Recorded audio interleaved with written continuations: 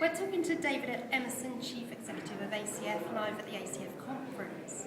What's been happening for foundations?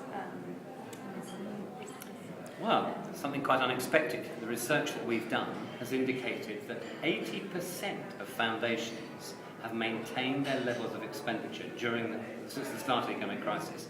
And more than that, 5% have increased their expenditure. So 85% of foundations have maintained or increased their expenditure at a time when every other institution is declining. So foundations really are holding their own and are recognising their commitment to what's needed in society. And I think that's a really positive message about how foundations are responding to what's happening.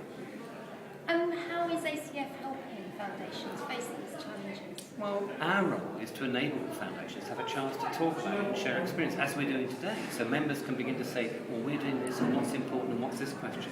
Because there's nowhere else that they can share questions around what is important to us, what are our priorities, how do we respond, how do we cope with the needs of us, how do we respond to the declining income? Because it's a set of unique circumstances applying just to them. And our job is not to tell them what to do or even tell them how to respond. But what we can do is provide this unique space where they can share these experiences and begin to sort out what is the appropriate role for these unique and fascinating organisations that have a particular role in relation to what's happening in the challenges in society. Right, so this opportunity to talk and communicate is even more important now. It's always been important, but it's crucial now. Where else are foundations going to begin to sort out?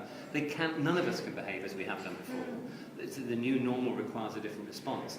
But it's difficult to make that response on your own. It helps to be with others in a similar position, to begin to share experiences about what are different ways we can behave, what are different ways we can develop, what are other people doing about how they're finding that we might be able to adapt, what are partnerships we might be able to do.